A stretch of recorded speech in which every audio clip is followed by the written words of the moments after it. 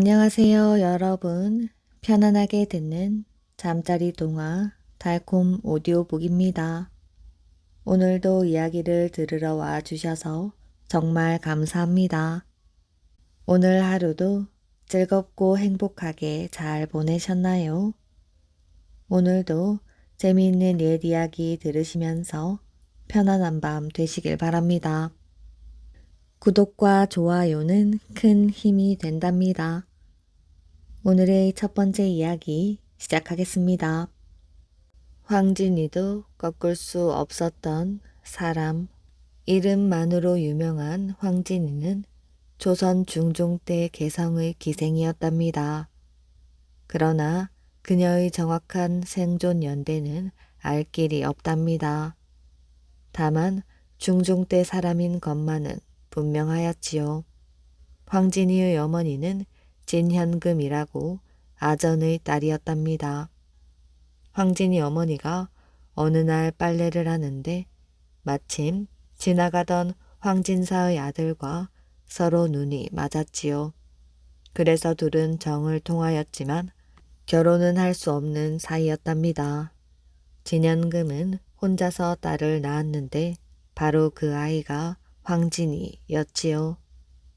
황진이 어머니는 그다지 이쁜 얼굴은 아니었답니다. 하지만 황진이는 달랐지요. 지나가는 사람이 그녀에게 시선을 줄 정도로 절세 미인이었답니다. 황진이는 홀어머니에게서 자랐지만 양반집 딸 못지않게 학문을 익히고 예의 범절을 배웠지요. 또한 서화에 능하고 가야금에도 뛰어났답니다. 뛰어난 규수로 자란 그녀가 기생이 된 이유가 있었지요. 황진이가 15살 되던 해에 인물이 출중하기로 소문난 황진이를 연모하던 순진한 젊은이가 있었답니다. 그런데 그녀에게 속마음을 고백하지 못하고 혼자서 소가리만 하다가 자리에 눕게 되었답니다. 이를 지켜보다 못한 젊은이의 어머니가 황진이의 어머니를 찾아와 자신의 아들을 사위로 맞아달라고 간청을 하였지요. 하지만 진씨는 애원을 냉정하게 거절했답니다. 그리고 딸 황진이에게는 이런 이야기들을 숨겼지요. 젊은이는 마침내 상사병으로 죽고 말았답니다. 어느 날 황진이가 글을 읽고 있는데 지나가던 상여가 황진이 집 문 밖 앞에서 움직이질 않았지요. 사람들은 모두 이상한 일이라고 생각하였답니다. 그런데 알고 보니 황진이를 사모하다가 상사병으로 죽은 동네 총각의 상여였지요. 이 사실을 안 황진이는 소복을 입고 밖으로 나갔답니다. 그리고는 자기 치마를 벗어 관을 덮어주고 슬프게 곡을 하니 그때서야 상여가 움직였지요. 이 일이 있은 후 황진이는 스스로 기생이 될 것을 결심하였지요. 물론 그 이유만은 아니었겠지요. 황진이는 첩의 딸로서 멸시를 받으며 인생을 헛되이 보내기보다는 자유롭게 살기를 원했답니다. 그 결심을 실천하자면 당시 자신의 신분으로는 불가능한 일이었지요. 황진리는 어머니의 만류를 부리치고 기적에 이름을 올리게 되었답니다. 세월이 지날수록 기생 황진이의 거침없는 성격과 미모는 돋보이기 시작하였지요.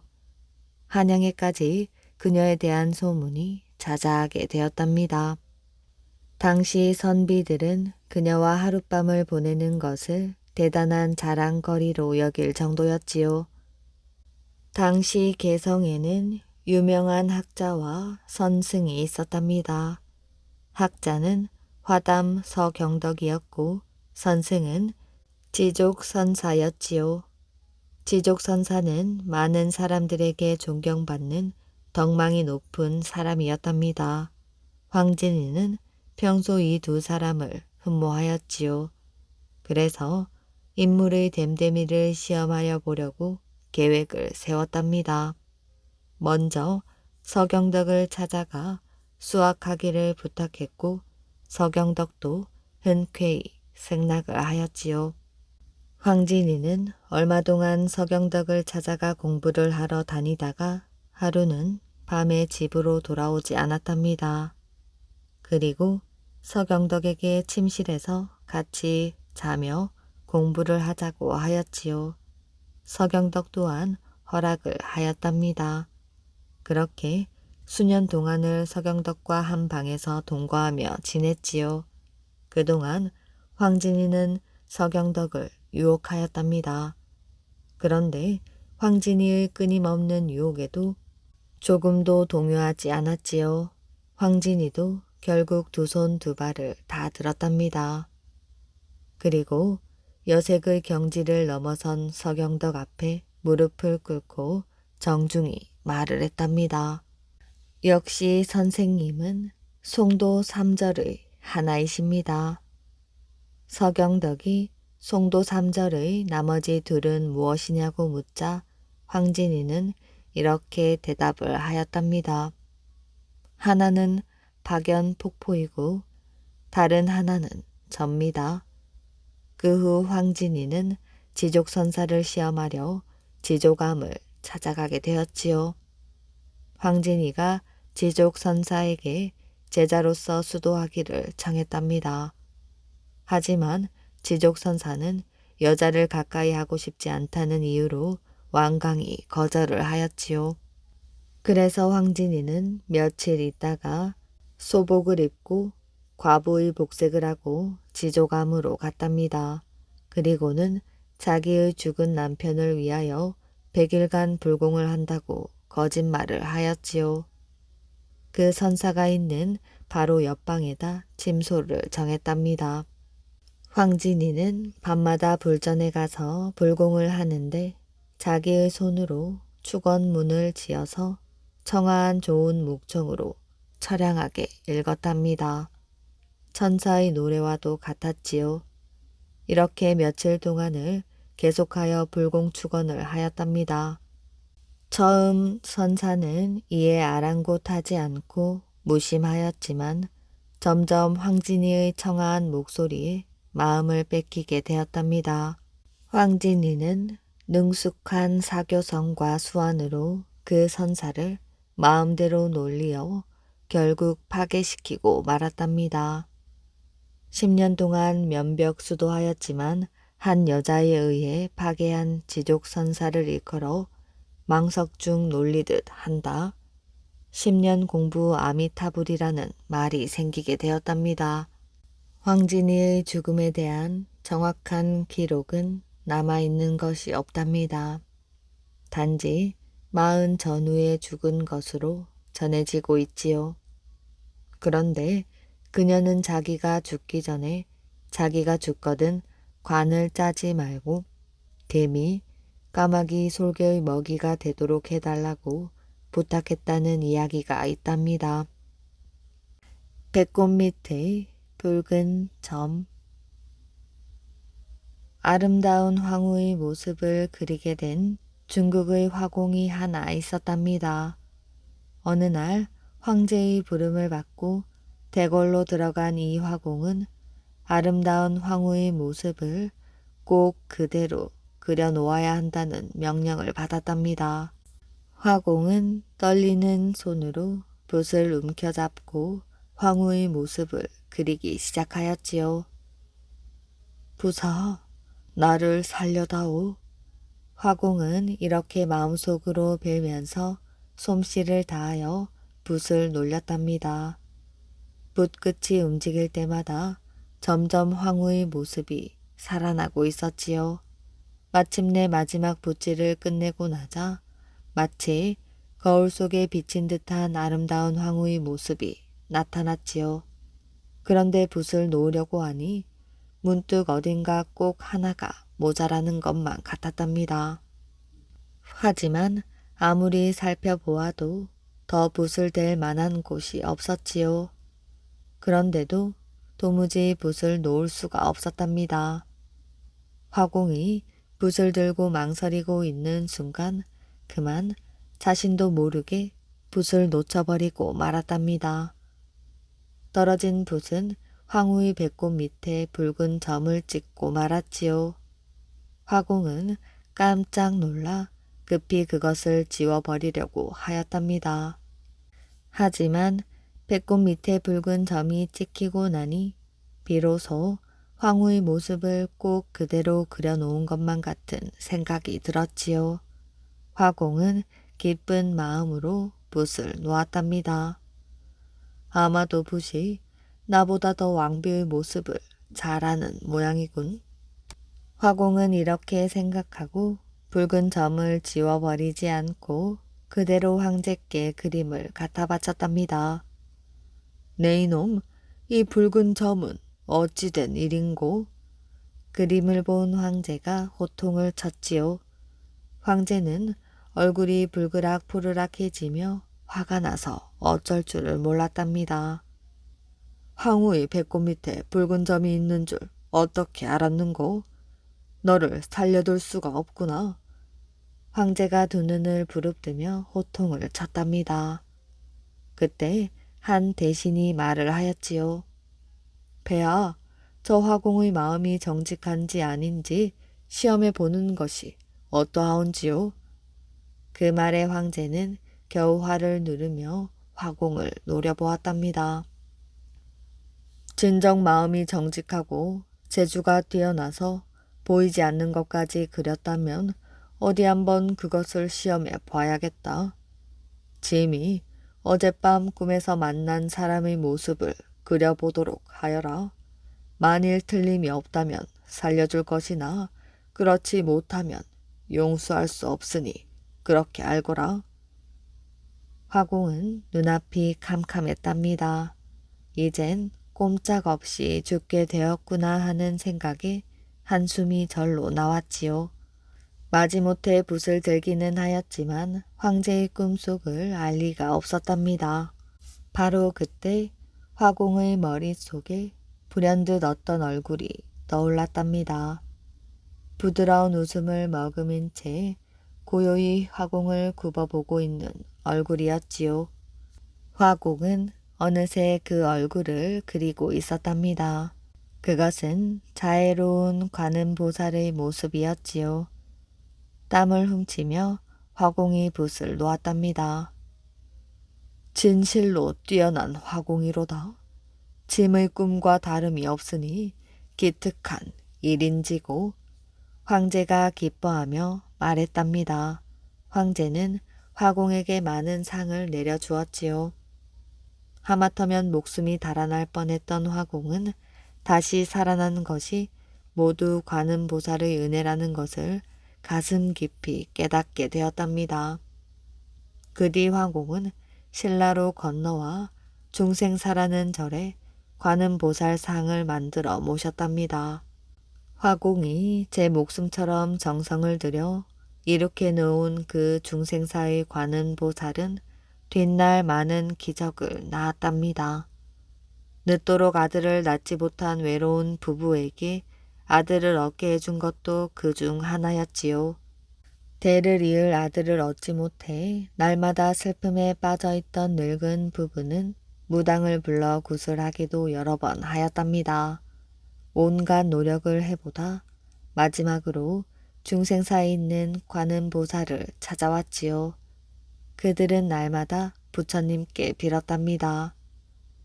관음보살님, 이 늙은 것의 소원을 들어주십시오. 아들만 하나 얻게 해주시면 지금 죽어도 한이 없나이다. 부처님은 말없이 인자한 웃음만 띠고 있었지만 때가 되자 그들의 소원을 들어주었답니다. 늙은 부부가 마침내 아들을 얻게 된 것이지요. 그런데 아들을 낳은 지 석 달도 채 못 되어 벼랑간 전쟁이 일어났답니다. 늙은 부부도 어디론가 몸을 숨겨야 하였지요. 아기를 품에 안고 도망을 치다 못하여 그들은 아기를 얻게 해준 관음보살에게 또 찾아가 빌었답니다. 부처님, 부처님께서 주신 이야기를 살려주십시오. 이대로 도망을 가다가는 아기의 목숨까지 위태로워집니다. 부처님께 아기를 맡기려고 하오니 제발 굽어 살펴봐 주십시오. 늙은 부부는 슬피 울며 아기를 포대기에 싼 그대로 부처님이 앉아 계시는 마루 밑에 숨겨놓고 비난을 갔답니다. 차마 떨어지지 않는 발길을 돌려야 하는 늙은 부부의 가슴은 찢어지는 듯 아팠지요. 하지만 그들은 부처님의 은혜를 믿었답니다. 보름 만에 전쟁이 끝나 그들은 다시 아기를 찾으러 왔답니다. 그 아기는 살아 있었답니다. 마치 지금껏 엄마 품에 안겨 달콤한 젖을 배불리 먹은 것처럼 아기는 싱글벙글 웃고 있었답니다. 군대에 안 가는 거짓말.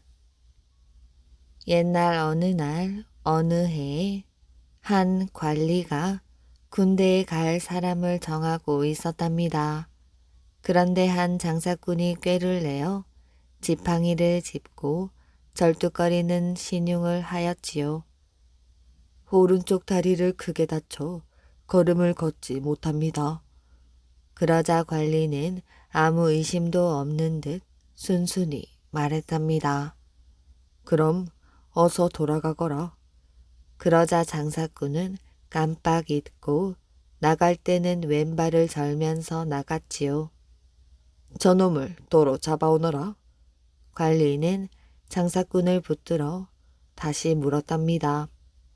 너는 돌아올 때는 오른발을 절더니 어찌하여 나갈 때는 왼발을 저는 것이야? 그러자 장사꾼이 얼떨결에 대답했답니다. 원래 다친 곳은 오른쪽인데 깜빡 잊고 그만 왼쪽으로 절었으니 한 번만 봐주십시오. 뭐라? 아무튼 너는 군대로 보내질 것이니 오른발로 절든 왼발로 절든 네 마음대로 하거라. 그 다음 대장장이 차례가 되었지요. 대장장이는 양반은 군대 가는 의무에서 벗어나는 것을 이용해 신분을 속였답니다. 저희 할아버지께서 임진왜란 때 나라의 공을 세워 특별히 정릉의 참봉으로 임명되었다고 합니다. 아니, 능참봉이라면 능의 관리 책임자인 종구품이나 되는 벼슬 아닌가? 예, 그러니 저 역시 자연히 양반의 자손이라 군역에서 제외되는 것으로 압니다. 그런데 너는 어찌 군역에 나오라는 징집장이 나온 지금에서야 그 일을 알게 된 것이야? 또 그것이 사실이라는 것을 어떻게 증명할 수 있겠느냐? 예, 집안에서 문서 하나를 발견했는데 무엇인지 모르고 있다가 마침 그를 아는 친구가 그 뜻을 알려주어 알게 되었습니다. 대장장이는 거짓 문서를 관리에게 올렸답니다. 이게 바로 그때 능참봉으로 임명한다는 문서란 말이지. 예, 여기 만력 20년이라고 되어 있지 않습니까? 이 해가 바로 임진왜란이 일어난 해인 줄로 압니다. 선조 임금 때 임진왜란이 일어난 해가 맞군. 바로 그렇지요. 대장장이가 맞장구를 치자 갑자기 관리가 호통을 쳤답니다. 네 이놈, 감히 어디 거짓 문서를 가져와 거짓을 말하는 것이야. 어서 사실대로 밝히지 못할까? 아닙니다. 사실이옵니다. 대장장이가 우겨대자 관리가 물었지요. 네 이놈, 그렇다면 정릉은 누구의 능이더냐? 조선의 세 번째 임금 태종의 계모인 선덕왕후의 능인 줄 아옵니다. 대장장이는 미리 준비한 대로 막힘없이 대답하였지요.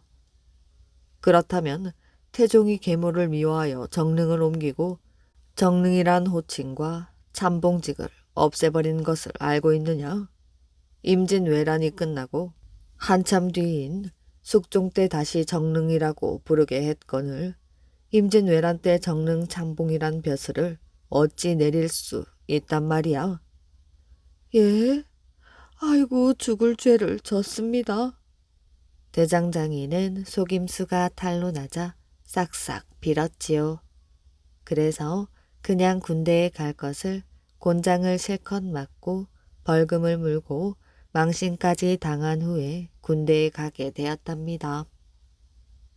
천냥 내기, 거짓말.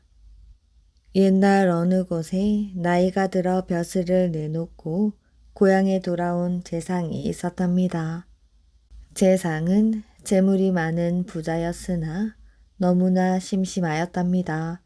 그래서 하루는 재미삼아 이런 소문을 내었지요. 누구든지 한꺼번에 3가지 거짓말을 한 사람에게는 돈 1000냥을 상으로 주겠다. 재상의 입에서 그건 거짓말이다라는 말이 나오게 하면 누구든 돈 1000냥을 준다는 것이었습니다. 그러자 소문을 들은 사람들이 재상의 집으로 구름같이 몰려들었지요. 먼저 숫장수가 와서 거짓말을 했답니다. 저희 뒷마을에 머리가 셋이고 팔이 8개인 사내 아이가 있는데 그 아이가 사실은 선녀의 아들이랍니다. 알고 계신지요? 그건 나도 알고 말고. 재상이 웃으며 고개를 끄덕이자 다음엔 옹기장이가 와서 거짓말을 하였답니다. 저희 마을에 아침에는 길가에서 두부를 팔고 저녁에는 종각에 올라가 종을 치는 노인이 있습니다. 그런데 사실은 그 노인이 동해의 용왕님이라는 걸 알고 계신지요? 그건 나도 알고 말고. 재상은 누가 무슨 말을 하든 옳지 옳지 하고 맞장구를 쳐댔지요. 누구든 상금을 탈 수가 없었답니다. 그러던 어느 날 한 초라한 시골 총각이 찾아왔습니다. 대감마님, 저도 거짓말을 좀 해볼까 해서 왔습니다. 그럼 어디 한번 해보아라. 대감마님, 사실 저는 아주 부자입니다. 대감마님께서도 잘 아시지요? 재상이 총각을 보니 누덕누덕 기운 바지에 헐어 못 입게 된 누더기에 비쩍 마른 꼴이 분명 거짓말이었지요. 그렇지만 재상은 고개를 끄덕이며 말했답니다. 그건 나도 알고 말고. 그런데 제가 부자가 된 것은 소를 키우는 비법이 있기 때문이지요. 비법이라니. 먼저 커다란 나무 상자 안에 송아지 한 마리를 집어넣고 상자의 구멍을 뚫습니다. 그러면 송아지가 자꾸 크면서 살이 구멍 밖으로 삐져나올 게 아닙니까? 그 고기를 베어내고 또 자라면 베어내고 이렇게 자꾸 베어 팔아 부자가 된 것이지요. 여기 그 쇠고기를 가져왔으니 잡수어 보시지요. 그러면서 시골 청년은 죽은 생쥐 한 마리를 내놓았지요. 그러자 재상은 잘못했다가는 그걸 먹게 될까봐 놀라 소리쳤답니다. 예끼 놈, 그게 무슨 쇠고기냐? 쥐고기지. 그럼 거짓말 한번 했습니다. 재상은 다음에는 안 넘어가려고 마음을 단단히 먹었답니다. 날이 제가 어릴 때 무척 영리했습니다. 나리께서도 잘 아시지요? 그건 나도 알고 말고. 그런데 언젠가 대감마님께서 제 머리를 쓰다듬으시면서 너는 정말 총명하구나. 네가 잘하면 내 셋째 딸을 너와 짝지어 주마 하셨지요. 이제 제가 이렇게 컸으니 어서 셋째 따님을 주세요. 재상은 애지중지 키운 셋째 딸을 이상한 총각에게 빼앗길 생각을 하니 화가 났답니다. 예끼 이놈, 내가 언제 내 딸을 너 같은 가난뱅이에게 시집을 보낸다고 했단 말이야. 그럼 거짓말 2번 했습니다. 재상은 이제 큰일 났다 싶어서 총각이 무슨 말을 하든지 무조건 그렇다고 하리라고 마음을 먹었지요. 재상날이 3달 전에 제가 뒷산의 돌부처 앞을 지나는데 돌부처 뒤의 대추나무에 주먹만한 대추가 주렁주렁 열려 있었답니다. 나리께서도 잘 아시지요?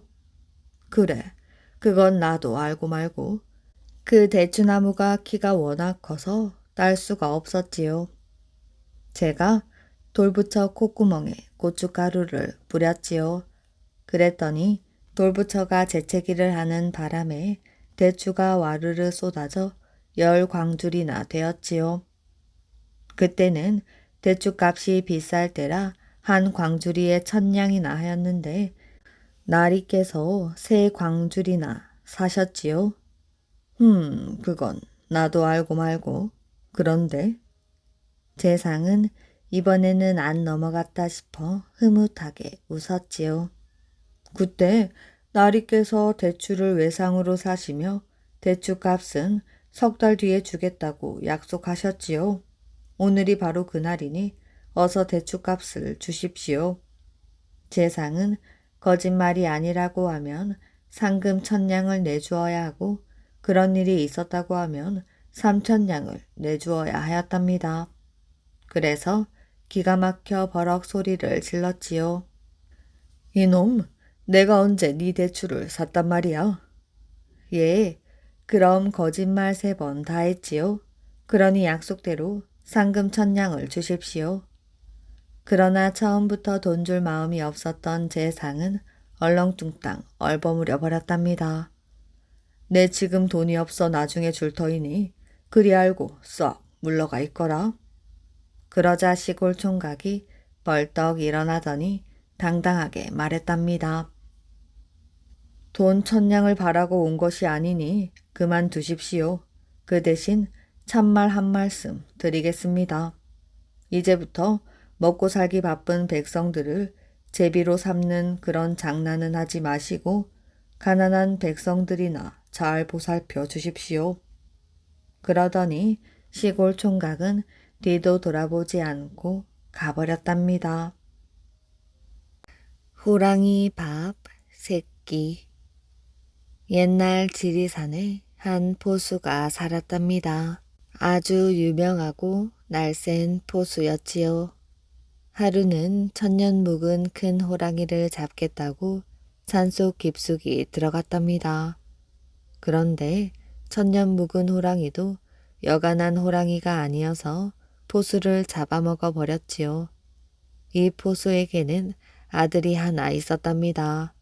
포수의 아내는 아들에게는 무슨 일이 있어도 포수질을 시키지 않으려고 집에 있는 총이며 사냥 도구를 모두 다 치워버리고 글 공부를 시켰답니다. 이 아이는 서당에 다니며 글을 열심히 익혔지요. 그런데 서당 아이들은 이 아이를 보고 아비 없는 훌의 자식이니 호랑이 밥 새끼니 하고 놀려댔답니다. 처음에는 글 공부만 열심히 하였는데 서당 아이들이 하도 놀려대니 하루는 어머니에게 물어보았지요. 어머니, 저는 왜 아버지가 안 계십니까? 아버지가 왜 안 계시니? 너도 아버지가 계신단다. 아버지가 계신다면 어째서 한 번도 뵐 수가 없습니까? 네 아버지는 저 먼 데로 큰일을 하러 가셔서 그렇단다. 일이 끝나면 곧 돌아오실 것이야. 아이들이 호랑이 밥 새끼라고 나를 놀리는데 아버지가 호랑이 잡으러 가셨다가 호랑이에게 잡아먹힌 게 아닙니까? 이렇게 되고 보니 어머니는 더 숨길 수가 없어서 사실대로 말하기로 하였답니다. 너희 아버지는 지리산 포수라고 아주 이름난 포수였단다. 호랑이고 뭐고 보는 족족 쏘아 잡는 명포수였지. 그런데 어쩌다 그만 지리산 속에 가서는 호랑이에게 잡아먹히고 말았단다. 그래서 나는 너에게 포수질을 시키지 않으려고 글 공부를 시키는 것이지. 아버지가 그렇게 훌륭한 포수였다면 나도 아버지 못지않은 포수가 되겠습니다. 우리 아버지를 잡아먹은 호랑이를 어찌 가만둘 수가 있겠어요? 아버지 원수를 갚고야 말겠습니다. 어머니는 이 말을 듣고 어린 몸으로 호랑이를 잡아 죽일 수도 없으니 공부를 잘해서 귀한 몸이 되라고 달랬지요. 그러나 아이는 듣지 않고 그날부터 어머니가 감추어둔 총을 찾아내서는 날마다 총 쏘기 연습만 하였답니다. 몇 해 동안 연습을 하더니 꽤 총을 잘 쏘게 되었지요. 하루는 아들이 어머니에게 지리산으로 아버지 원수를 갚으러 가겠다고 말했습니다. 네 아버지는 심리 밖에 있는 나무 꼭대기의 잎사귀를 맞아 떨어뜨리는 재주가 있는데도 호랑이에게 잡아먹혔는데 네 솜씨로는 어림도 없어. 그러니 꼭 가려거든 연습을 더 하도록 하여라. 어머니가 내 총 쏘는 솜씨를 모르시군요. 나도 심리 밖에 있는 나무 꼭대기의 잎사귀를 쏘아 떨어뜨릴 수 있습니다. 보십시오. 아들은 심리 밖에 있는 나무를 겨냥하여 총을 쏘았더니 맨 위에 붙은 잎사귀가 떨어졌답니다. 그래도 어머니는 네 아버지 재주가 그뿐인 줄 아느냐? 네가 심리 밖에서 물을 길어 물동이를 이고 오느라면 총 한 방 쏘아서 물동이에다 구멍을 뚫고 다시 한 방 쏘아서 총알로 그 구멍을 막아 물 한 방울도 새지 않게 하는 재주가 있었단다. 하며 또 말렸습니다. 아들은 저도 그만한 재주가 있다면서 어머니더러 심리 밖에서 물을 길어오라고 하였지요. 어머니는 심리 밖에서 물을 길어 물동이를 이고 왔지요.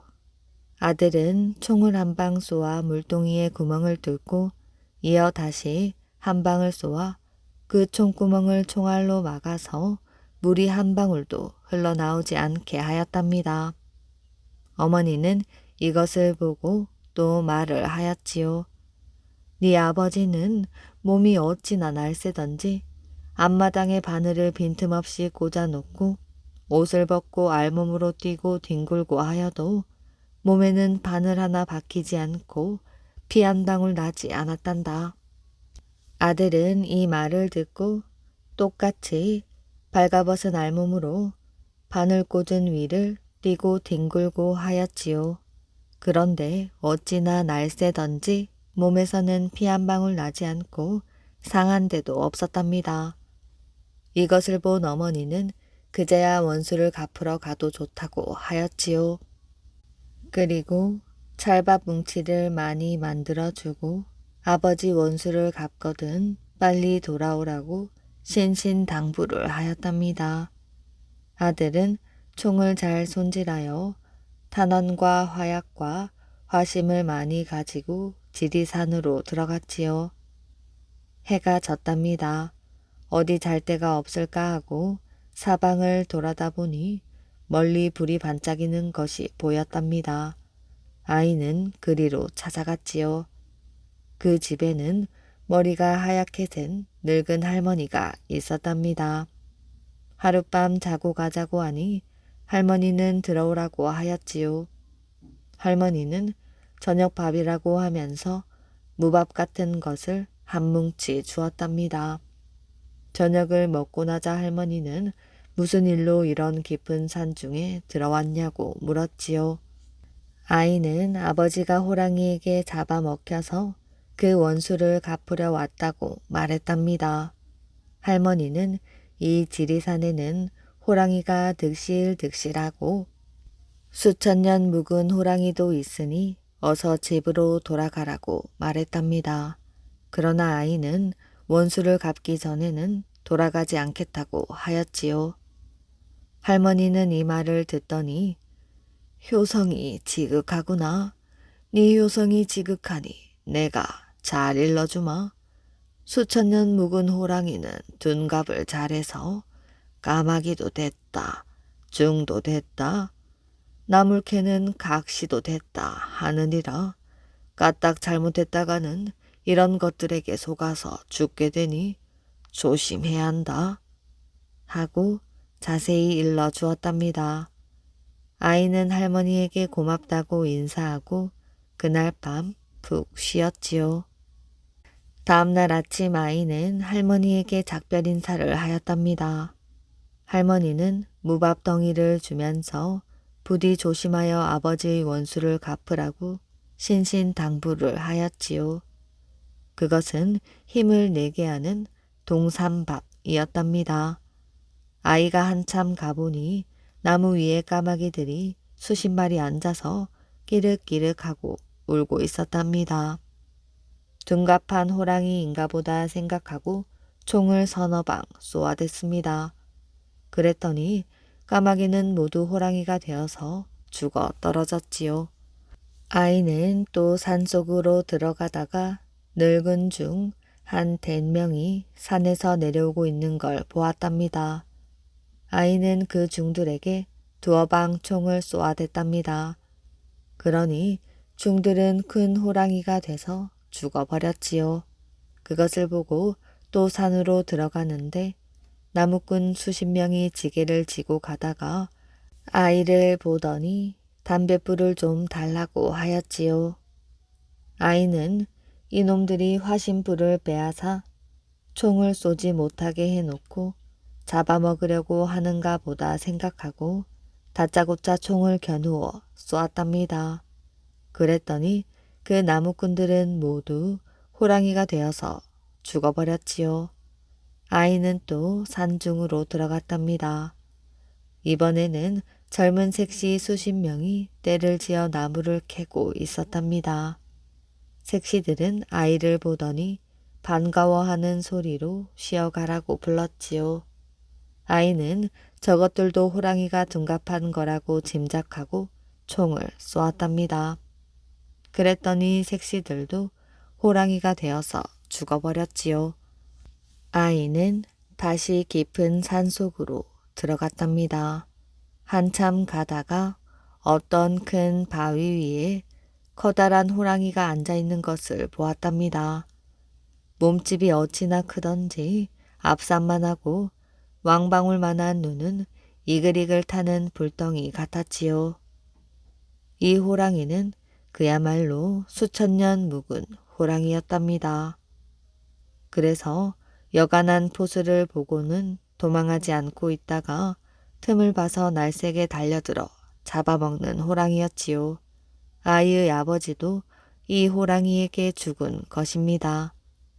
아이는 저 호랑이가 아버지의 원수인가 보다 하고 원수를 이제야 갚겠다는 생각으로 총에다 화약을 재서 쏘아댔지요.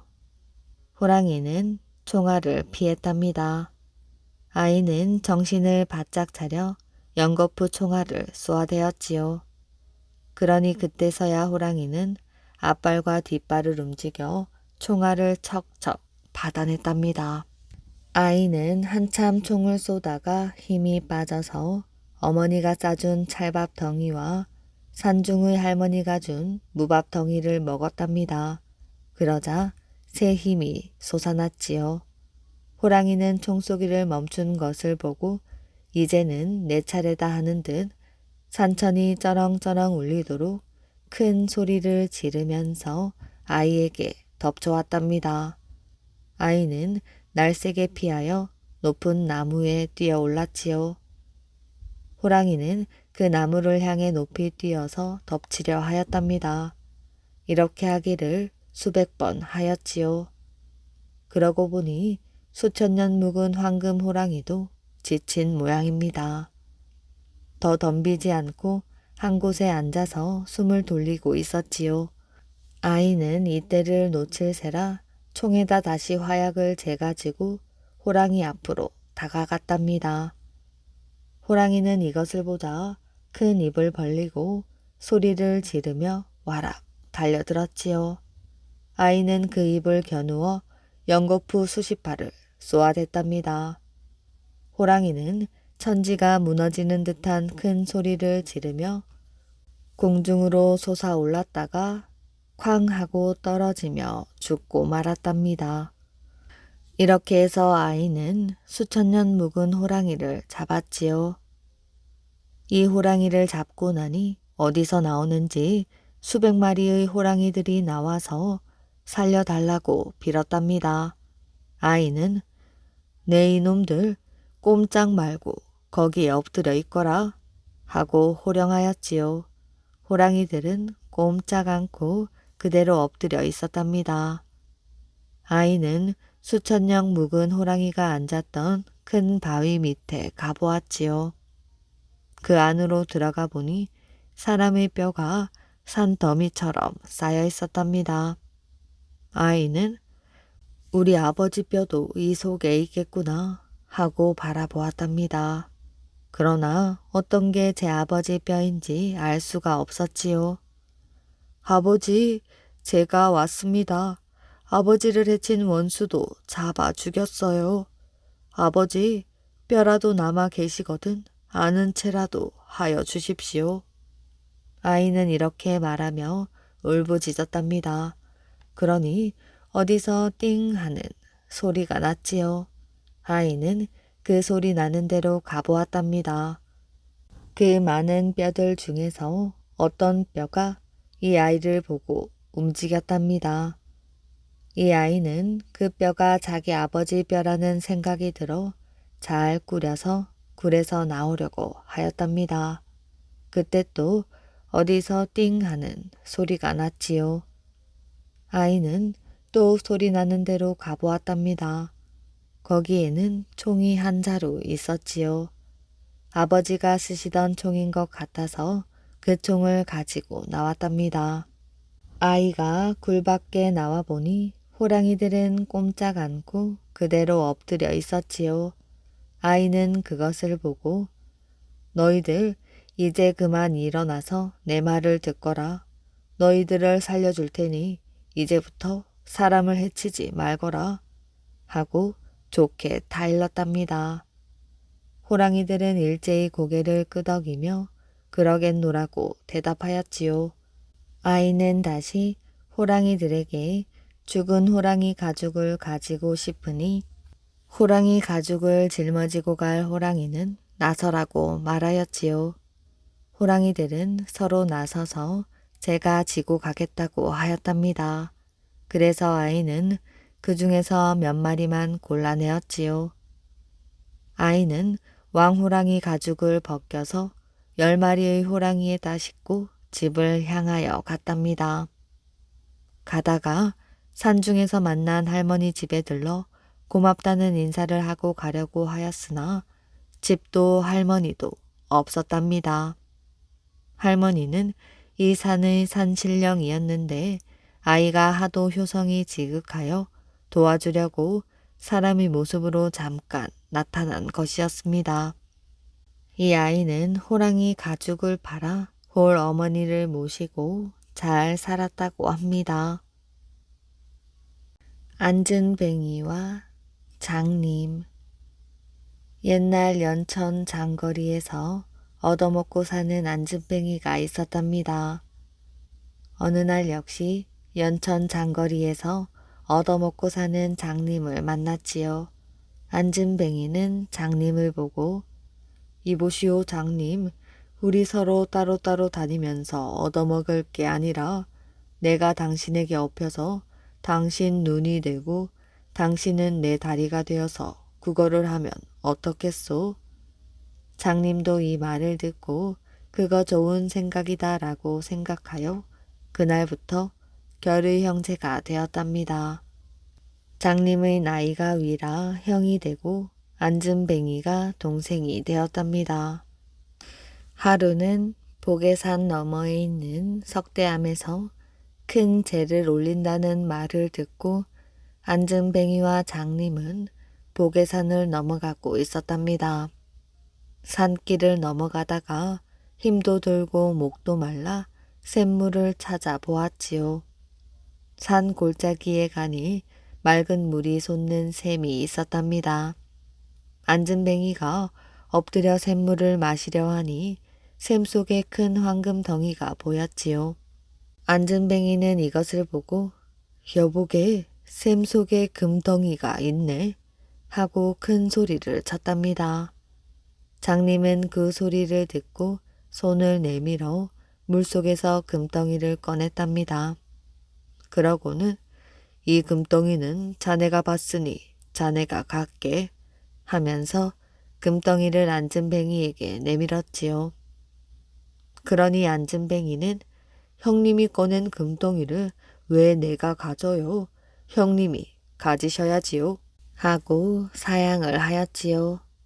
금덩이 하나를 가지고 안진뱅이와 장님은 서로 가지라고 다투다가 할 수 없이 그 금덩이를 도로 샘에다 던져두고 보계산 넘어 석대암으로 갔답니다. 거기서 제를 구경하고 많은 음식을 얻어 먹었지요.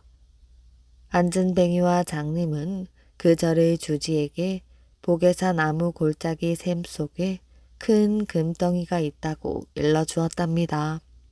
주지중은 그 말을 듣고 상좌 하나를 불러서 그 샘에 가서 금덩이를 건져오라고 하였답니다.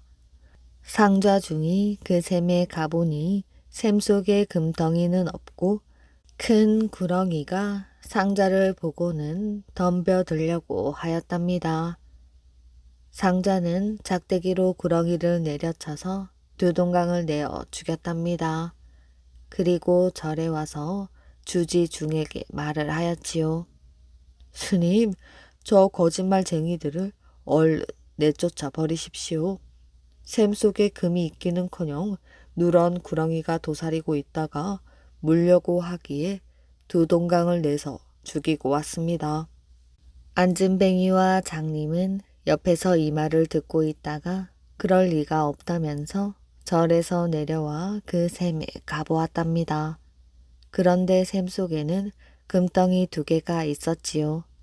안진뱅이와 장님은 그 금덩이를 1개씩 가지고 절에 와서 주지중에게 보이며 우리 같은 사람이 이런 금덩이를 가져서 무슨 소용이 있겠어요? 부처님에게 바치겠소? 하고 말했지요. 주지는 이런 보물이 중의 눈에는 안 보이고 당신들 눈에만 보였으니 이 보물은 당신네들 보물이 분명하오. 처음에는 금덩이가 하나여서 서로 독차지하기를 싫어하였지만 이제는 2개가 되었으니 둘이 하나씩 나누어 가지시오. 하고 도로 내주었답니다. 그런데 안진뱅이와 장님은 아닙니다. 우리는 이 절에 와서 구경도 잘했고 음식도 배불리 얻어먹고 하였으니 이 금덩이를 부처님 앞에 시주를 하겠습니다. 그 금으로 부처님 금옷을 입혀주시오. 하고 말하고 절을 내려왔답니다. 이러한 일이 있은 지 몇 년이 지났지요. 어느 날 안진뱅이와 장님은 다음 생에는 이렇게 태어나지 않게 해달라고 부처님께 빌어보자고 석대암으로 가기로 하였답니다. 그래서 둘은 연천을 떠나서 극락고개에 이르렀답니다. 극락고개의 마루턱에 올라서서 보계산 석대암 쪽을 바라보니 보계산 쪽에서 무지개 같은 성광이 뻗쳐 극락고개로 오고 있었지요. 그러더니 여러 부처가 나타나 어서 오라고 손짓을 하고 있었답니다. 장님 등에 업힌 안진뱅이가 그것을 보고 형님 어서 갑시다. 보계산에서 여러 부처님이 나오셔서 어서 오라고 손짓합니다. 하고 말했답니다. 장님은 이 말을 듣고 뭐? 부처님이 어서 오라고 손짓을 해? 나도 좀 보자. 하면서 안진뱅이를 업었던 손을 놓고 발도듬을 하면서 보려고 하였지요. 그랬더니 눈이 번쩍 떠졌답니다. 그리고 안진뱅이는 땅에 떨어지면서 오그라붙었던 2 다리가 쭉 펴지며 성한 다리가 되었답니다. 이 극락고개에서 부처님을 보고 장님은 눈을 뜨고 안진뱅이는 걷게 되었다고 하여 이 고개를 불견이 고개라고 부르게 되었답니다. 허풍선이 3사람. 옛날 어느 곳에 허풍선이 3사람이 모여서 허풍을 떨고 있었답니다. 나는 요새 참새 사냥을 많이 했네. 가랑잎을 많이 긁어다가 좁쌀죽을 쑤어 가랑잎에 발라서 그 가랑잎을 마당에 훌훌 뿌려 두었더니 참새들이 날아와서 그 좁쌀을 쪼아 먹느라고 야단이었지. 그런데 그 사이에 가랑잎이 햇볕을 쬐어서 도르르 말리니 참새들이 날지 못하더군. 그래, 참새가 말린 가랑잎을 쓸어 모아 불을 질러 구워서 먼지를 다 없애버렸더니 참새 고기만 남네 그려. 그러니 옆에 있던 한 사람이 또 말을 하였지요. 나는 요새 꿩 사냥을 하고 있지. 소 잔등이에다 진흙을 발라서 콩알을 거기에다 박고 소 꼬리에는 망치를 잡아매가지고 소를 산에다 메어 놓았지. 그랬더니 꿩들이 많이 내려와서 소 잔등이에 있는 콩을 파먹었지. 소는 잔등이가 간지러우니 꼬리를 휘 내두르며 잔등이를 치는데 꼬리 끝에 달린 망치가 꿩들을 내리치니 꿩이 맞아서 죽어 나가 떨어졌다네. 그래서 꿩을 많이 잡았지. 이 말이 끝나자 나머지 허풍선이가 말을 하였지요. 요새 가을이라 나는 오리 사냥을 많이 하네. 오리란 놈들이 논에 가려놓은 벼이삭을 먹으려고 많이 날아오지 않나. 그 오리란 놈들은 밤에 잘 때 망을 보는 오리를 한 마리 내세우고 자거든. 망 보는 오리는 자지 않고 있다가 무슨 위험이 다가오면 꽥꽥 소리를 질러서 자는 오리들을 다 깨우는 거야. 나는 한밤중 가만가만 오리들이 자고 있는 논에 가서 논두렁 밑에 어디에 있다가 가지고 간 손전등을 잠깐 켰다 끄지. 그러면 망보는 오리가 무엇이 왔다 하는 신호로 갑자기 꽥꽥하고 소리를 지르지. 그러면 곤히 자던 오리들이 모두 일어나서 어디 무엇이 왔느냐고 사방을 둘러보지. 그런데 위험한 것이라고는 아무것도 보이지 않거든. 그러면 오리들은 화가 나서 망보는 오리를 물어 죽이지. 그리고 새로 망보는 오리들을 내세우고 모두 다시 잠을 자지. 그때 또 손전등을 반짝하지. 그러면 이놈이 또 꽥꽥하고 소리를 지르지. 그렇게 해서 오리를 수백 마리 잡을 수 있단 말이야.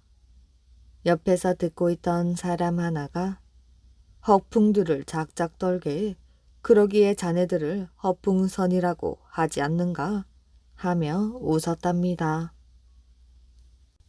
제주 많은 칠 쌍둥이.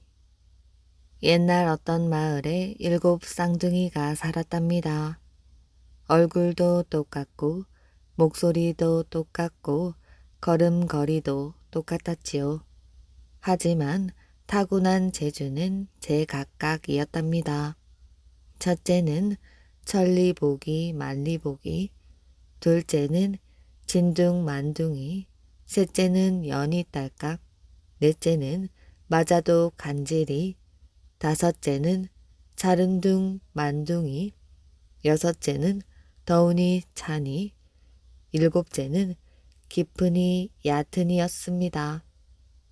다 한 가지씩 타고난 재주가 있어도 그들은 언제나 배가 고팠지요. 이 동네 사는 사람들은 모두 쌍둥이네처럼 배가 고팠습니다. 가진 땅도 없고 돈도 없었지요. 봄 내내, 여름 내내 열심히 일을 해도 가을에 땅 빌린 값을 내고 나면 남는 게 없었답니다. 그러던 어느 해 비 한 방울이 오지 않아 밭이며 논이 온통 말라버렸지요. 배가 고픈 7 쌍둥이는 나무라도 해다 팔아보려고 산으로 올라갔습니다. 그런데 산 꼭대기에서 동네를 내려다보던 천리보기 말리보기가 깜짝 놀랐지요. 동네 사람들은 너나 할 것 없이 먹을 것이 없어 쫄쫄 굶는데 사또가 사는 관아에서는 창고마다 쌀이 가득 쌓여 있었답니다. 전리보기 말리보기는 아무리 먼 곳이라도 다 볼 수 있었답니다. 꼭꼭 잠겨있는 창고 안도 다 볼 수가 있었지요. 그날 밤 진둥 만둥이와 연희 딸깍은 관아로 달려갔습니다. 연희 딸깍이 먼저 창고 문을 열었지요. 연희 딸깍은 아무리 단단하게 잠긴 문이라도 열 수 있었지요. 진둥 만둥이는 어깨에 차곡차곡 쌀 가마를 쌓았답니다. 보통 사람들은 한 가마 지기도 어려운데 한 어깨에 50가마씩 모두 100가마를 지고 온 것이지요. 그러고는 굶고 있는 동네 사람들과 함께 나누어 가졌답니다. 다음 날 과다에서는 난리가 났답니다. 사또는 온 동네에 포졸을 풀어 도둑을 잡아들이라고 하였지요. 포졸들이 동네로 들어가 보니 어제까지만 해도 굶고 있던 사람들이 밥이야 떡이야 푸짐하게 먹고 있는 게 아니겠어요. 사또는 한 집도 빠짐없이 모두 잡아들였답니다. 그때 진둥 만둥이가 썩 나서서 쌀은 내가 훔친 것이요. 다른 사람들은 죄가 없으니 당장 풀어주시오. 라고 하였답니다. 다른 사람들은 다 풀려나고 진둥 만둥이만 감옥에 갇혔지요. 사또는 다음 날 동네 사람들 앞에서 진둥 만둥이의 볼기를 치기로 하였답니다. 그날 밤 연희 딸깍과 마자도 간지리가 관아로 달려갔지요. 연희 딸깍은 얼른 감옥 문을 열어주었답니다. 진둥 만둥이가 나오고 대신 마자도 간지리가 들어갔지요. 다음 날 관아는 몰려든 사람들로 발 디딜 틈도 없었답니다. 사또는 대청 마루에 앉아 호령을 하였지요. 여봐라, 나라의 쌀을 훔쳐낸 저 고약한 놈을 끌어내거라. 마자도 간지리가 사또 앞에 끌려 나왔지요. 하지만 사또는 끌려 나온 사람이 진둥 만둥이인 줄 알았답니다. 포졸들이 마자도 간지리를 형틀에 묶어놓고 볼기를 치는데 마자도 간지리는 열대를 맞아도 끄덕을 하지 않았답니다. 사또는 포졸들이 봐주느라 살살 때리고 있다고 생각하였지요. 여봐라 멋들하는 것이야. 젖 먹던 힘까지 다 해치질 않고. 아무리 세게 쳐도 마자도 간지리는 끄떡도 안 할 뿐 아니라 간지러우니 더 세게 때려달라고 말했지요. 사또는 약이 올라 죽을 지경이었답니다. 안 되겠다. 저놈을 다시 감옥에 가두어라. 내일은 목을 베어 죽이리라. 그날 밤에는 연희 딸깍과 자른둥 만둥이가 갔답니다. 다음날 사또 앞에 자른둥 만둥이가 끌려 나왔지요. 당장 저놈의 목을 치거라. 망나니가 한참 춤을 추다가 자른둥 만둥이의 목을 한 칼에 베어버렸답니다. 그런데 글쎄 머리가 땅에 툭 떨어지자 똑같은 머리가 쑥 올라오는 것이 아니겠어요. 망나니는 내가 잘못 베었나 하고 다시 한번 베었지요. 하지만 이번에도 얼른 새 머리가 돋아나 벤 흔적조차 없었답니다. 사또는 화가 머리끝까지 나서 소리를 질렀지요. 여봐라, 저놈을 다시 감옥에 가두어라. 내일은 펄펄 끓는 기름 가마솥에 집어넣을 것이야. 해서 자른둥 만둥이는 다시 감옥에 갇혔지요. 그날 밤에도 연희 딸깍이가 감옥 문을 열었지요. 자른둥 만둥이가 집으로 온 대신 더우니 찬이가 들어갔답니다. 다음날 관아 마당에는 커다란 기름솥이 걸렸지요. 사또는 어제 그놈을 얼른 끌고 나와 저 기름솥에 쳐넣거라 하고 소리를 쳤답니다. 포졸들은 더우니 찬이를 기름솥에 넣고 계속 불을 뗐지요. 하지만 더우니 찬이는 죽기는커녕 추워 죽겠다고 재채기를 하고 콧물을 흘리고 야단이 났답니다. 하도 이상하여 사또가 내려와 진짜 차가운가 하고는 기름솥에 손을 넣으려다가 기절초풍을 하였지요. 사또는 또 우라통이 터져서 버럭 소리를 질렀답니다. 저놈을 당장 감옥에 가두거라. 내일은 강물에 던져 고기밥을 만들 것이야. 그날 밤도 연희 딸깍은 감옥 문을 열었지요. 더우니 찬이가 나오고 깊으니 얕으니가 들어갔답니다. 다음날 사또와 포졸들은 깊으니 얕으니를 끌고 강으로 갔지요. 여봐라, 저놈을 당장 강물에 던져버리거라. 그러나 깊으니 얕으니가 아닙니다. 내가 직접 들어가겠습니다. 하고는 저벅저벅 강물 안으로 들어갔답니다. 그런데 강물 가운데까지 갔는데도 물은 배꼽까지밖에 차지 않았지요. 이상하다. 얼마 전까지만 해도 저기 빠지면 살아나올 수가 없었는데 그새 강바닥이 얕아졌나? 사또는 의심증이 났답니다. 내가 한번 들어가 보겠다. 하고는 강물로 들어갔지요. 세 발짝 떼어놓기가 바쁘게 물 속으로 쑥 들어가 버렸답니다.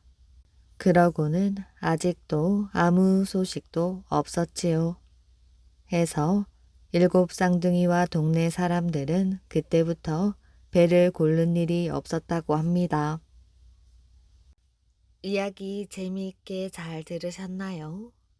오늘의 이야기는 여기까지입니다. 오늘도 끝까지 이야기를 들어주셔서 정말 감사합니다. 모두들 편안한 밤 되시길 바랍니다.